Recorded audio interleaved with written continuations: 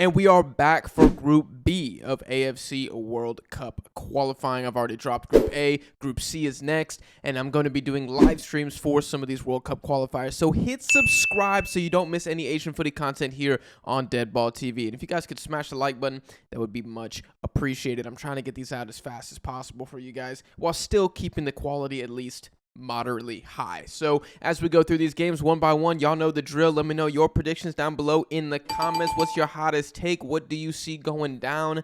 Let me know. I think this is the best Asian footy community on YouTube, so I always like when I see the cross-pollination amongst different nations down below in the comments. Now, before I get into a single match, I just want to go over the injury list for Group B, and we might have to put an asterisk next to the entire window because these are some big-time omissions from pretty much every single team here, except for Kuwait. Shout out to them. Sung Hyung-min, Ayman Hussein, Zidane Iqbal, Rami Hamadi, that's the goalkeeper for Palestine, Musa Al-Samari, Yazan Al-Naimat. And I'm sure there's some others that are missing. But those are 6 pretty goddamn massive omissions. I mean, we're talking the best player or the second best player or both missing from 3 different national teams here. I mean, maybe 4 if you want to put Hamadi for Palestine. Probably not top 3, but still a very important player for them. Like, that's why when we go through these predictions, have some mercy on me, I guess is what I'm saying, because how you accurately predict how Jordan play without their 2 best players, or how Korea's going to play without Son, or how Iraq is going to score without the most in-form striker in Asian football. I mean, Godspeed to myself. So I just want to put that out there whenever people come back to this video in 2 years and want to clown me for how awful my predictions were. Biggest omission, biggest injury, I was thinking this, comment down below. I think the casuals will say Sung Hyung-min, but I'm actually going to say it's Ayman Hussein. I think that's the biggest injury here, and we'll get to Iraq in a second. Actually, we'll get to Iraq right now because the first match we're going to talk about, Iraq versus Palestine in Basra, and I just want to say this is a completely underrated game. Like, South Korea versus Iraq, that's going to get the headlines right, South Korea versus Jordan. But this Palestine-Iraq game in Basra, I think is going to go hard. Crazy stat, all-time record in this fixture, 16 games played, 12 wins for Iraq, 4 draws, 0 wins for Palestine. Palestine has never beaten Iraq, ever. That's kind of crazy. Maybe not that surprising when you think of Iraq always being like a tier 2, at worst tier 3 Asian powerhouse, and Palestine being, I mean, I guess pretty footballing-wise irrelevant until quite recently. Will Palestine get their first win ever against Iraq in round 3 of qualifying away in Basra? I mean, comment down below. I'm not sure if I'm going to take that one, but the last game here was 2019, so pretty much irrelevant to how this one goes down. I think what makes this really difficult for Palestine, outside of them battling history itself, is the fact that, number 1, Iraq are just better, and number 2, in Basra, Iraq are pretty invincible. I mean, in their last 15 home games, 13 wins in 2 draws. I mean, goddamn. Smash the like button for these fun facts, by the way. Does Iraq have the best home record of any national team in Asia? I was thinking about this while I was doing the prep. Who is better than that? Because to be better than Iraq, you got to have at least 14 wins in the last 15.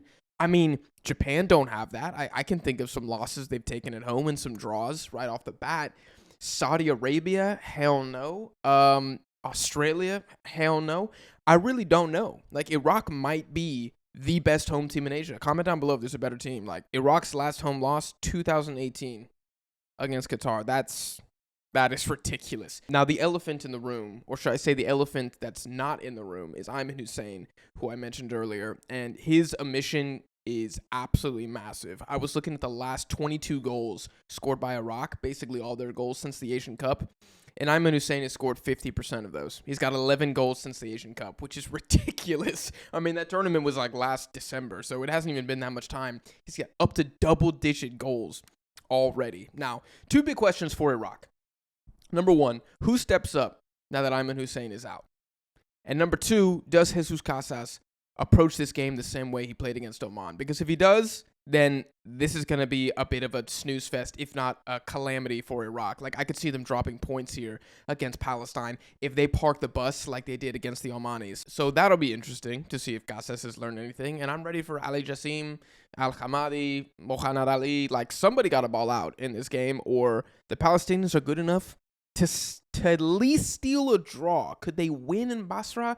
That would be probably the biggest news bomb in the Middle East this month, and there's been a lot of stuff happening. So I don't think Palestine can get the win, but I do think they're going to make this such a competitive game. If Iraq win 3-0 and it's a comfortable 3-0, I will be very surprised. Not because I don't rate Iraq, but because I respect Palestine to that level, and I think Ayman Hussein is that important. I don't think the Iqbal omission is that bad, but Ayman Hussein, that is massive. So my official prediction, I'm going to say either a 1-0 or a 2-1 for Iraq. I do think they're going to get the win, but I think it's going to be a great game. Next up, Jordan versus South Korea in Amman, Jordan. Now, we all remember these fixtures at the Asian Cup when Jordan pretty much shocked the entire Asian world by decisively beating South Korea 2-0 in the semifinals, and it was not a fluke by any means. I mean, they bullied South Korea in that match, and now's the opportunity for the South Koreans to get revenge, albeit away from home. Now, this fixture alone has 3 of the biggest omissions from this window. No Son, no Al Naimat, no Musa Al Samari. Like, that kind of sucks, because this could have been the blockbuster game of the entire window. Like, Saudi Arabia, Japan step aside, it would have been this one. With those injuries, I feel like we're really getting robbed of a historic game inside Asian football. But I still think it's going to be a banger, just not what it could have been. No Al Naimat and no Al Samari means it's the Ali Owan and Mahmoud Al Mardi show, and I don't know if that is enough in this particular game. Like, is that enough firepower to hand South Korea a loss? I mean, that's a big ask. I think what favors Jordan in this matchup is obviously Sung Kyung-min being out, but I want to pose this as a kind of narrative to watch, because there's a player named Lee Gang-in, you may have heard of him, who I think is one of the top 3 difference makers in Asian football, and I would put him above Son in that list. And I really want to see if during this window, does Robin become Batman? Does Lee Gang-in supersede Sung Kyung-min and become the guy for South Korea? Now, maybe it takes more than a single window to do that. Son is a legend, greatest Asian footballer of all time.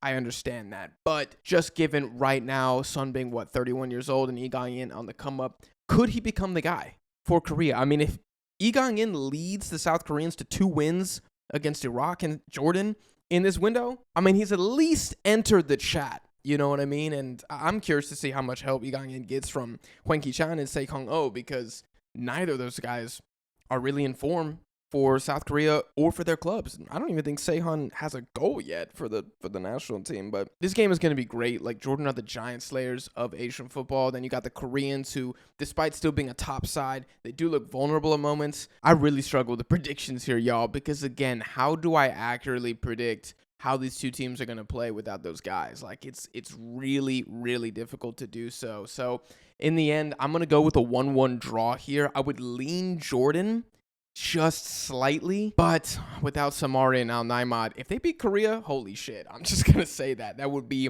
absolutely insane. Next up, we have Oman versus Kuwait in Muscat. Now, historically, this is a ridiculously even fixture, although it seems like pre-2002, Kuwait bossed it, and then since 2002, Oman has just been on a tear, including winning the last 5 meetings in a row between these two sides. Now, Kuwait showed themselves to be a possession-focused team in match day 1 and 2, and maybe part of that was because Iraq were, down to 10 men basically as soon as the game started. But at the very least, they look comfortable with the ball, and I'm wondering if Oman is going to be okay with that, right? Because Oman have shown, what we've seen so far, is they're kind of dead in possession. So maybe it's better off, despite the game being in Muscat, for the Omanis to just let the Kuwaitis have the ball and try to do something. Now, Oman does have a new manager for this game, Rashid Jaber, or Jaber, I'm not sure how you pronounce it, who I think also managed them in 2002. At least that's what his Wikipedia said, but I couldn't find any official documentation on transfer marks, so I don't know. What I do know is he looks like a pretty suave gentleman with a Sultan-esque mustache that I must classify as completely elite. And hopefully that swag rubs off on the Omanis, because they looked so uninspiring, so boring, so weak in match day 1 and 2. And for the sake of the Omanis and Asian fans, I do hope that his swag rubs off on the team, because I'm tired of watching this dead Oman squad. Like, I'm ready to see some Muscat mode, you know what I'm saying? Speaking of Muscat mode, the fact that this game is in Muscat is the only reason that I'm even inclined to say that Oman gets a win here. Like, and it's kind of crazy when you think about it. Kuwait have played 2 debutant coaches in the first 3 games of qualifying, and they played a 10-man Iraq for 90 minutes. Like, they've had a... God has smiled on the Kuwaitis is basically what I'm saying here. We'll see if that benefits them again in this match against Oman. I'm going to go with a 0-0 draw. Again, I just think this game is going to be trash and just awful. If somebody's going to score, I think it's an Oman 1-0 because they're at home. I don't really have another argument. These teams are pretty evenly matched. None of them really have any star power, difference makers. This game could suck. Moving on to South Korea versus Iraq. Now, these two teams were in the same round 3 in 2022. South Korea actually dropped the home leg last time 0-0, but then went on to beat Iraq 3-0 in a neutral venue. I think it was in Qatar or something like that. And look, South Korea, they might not have Son, and they might have some really bad vibes right now, and they might look defensively kind of vulnerable, but it's still South Korea. And so you gotta say they're the big favorites in this game, especially with no Ayman Hussein. I cannot state that enough. Now, the peculiar thing about this match, and something that Iraqis will take comfort in, is that Korea are genuinely better away from home than they are at home, and I wonder if... Y'all remember that situation with Kim Min-jae against Palestine, where he was kind of talking with the fans and things seemed really hostile and people were even cheering for Palestine? I wonder if that was part of the decision for the game being in Yongin, which is kind of like South Seoul. It's pretty close to Suwon, just like a little bit to the west. I wonder if that was a reason they put the game down there. I have no proof of that whatsoever. I'm just theory crafting. Please do not quote me and put me in an article, because I have no sources whatsoever, just an idea. South Korea's moderately questionable home form aside, this team scores goals, and Iraq's defense, I mean, it's not bad.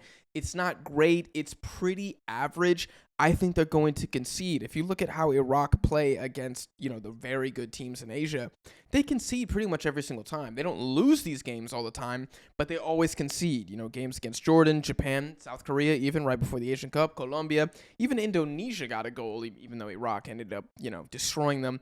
I'm going to go with a 2-1 here for South Korea. I just think upsetting the Koreans without Ayman Hussein, especially what we've seen from Al-Hamadi, I just think it's too big of an ask for the Iraqis. But I do think Casas could come out here and he could play dead football and just be like, nope, we don't have our talisman. We're just going to bunker down. In which case, they could get a draw potentially. Like, this is not a guaranteed dub for South Korea. But I think if you give Lee Gang-in 90 minutes, he's going to find a way. Next game we have is Jordan versus Oman at home, which means Jordan do get the double header in this window, which just kind of sucks, because if they had Al Samari and Al Naimat, they're definitely taking 6 here, is what I feel like. I know Koreans just got offended, but I'm sorry, it's true. I mean, beat Jordan and then we can talk. Oman are pretty average as the away side. They don't have any really, really good wins lately. The best one I could find was against the UAE somewhat recently. Crazy stat here. 7 of the last 8 meetings between Jordan and Oman have been a draw.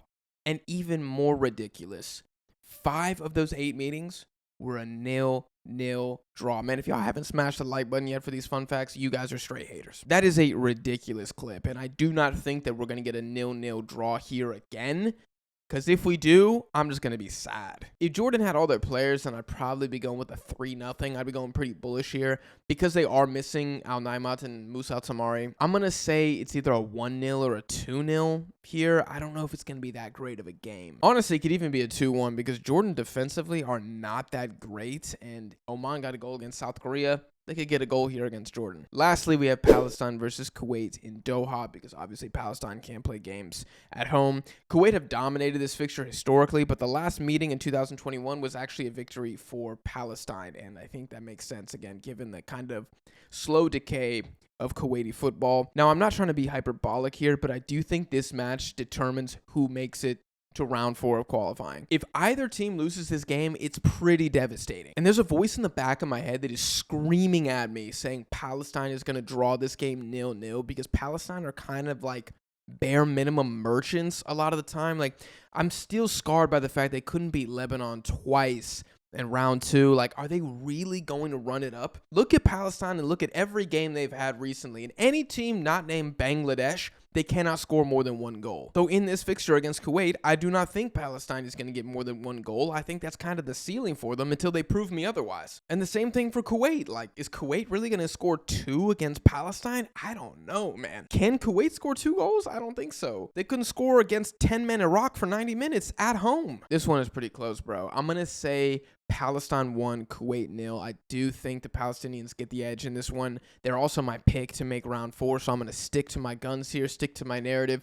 Kuwait, they've been impressive so far, but I think they've been very fortunate. And I wonder if their luck runs out in this game against Palestine, but we'll just have to wait and see. And that is the video, guys. Those are my predictions for Group B. I'm doing Group C next on the channel, so hit subscribe for that. If you enjoyed this video, make sure you smash the like button. And if there's anything I said that you vehemently disagree with or you think was the greatest take I've ever had in the history of the channel, let me know down below in the comments. I hope you guys enjoyed, and I'll see y'all in the next one.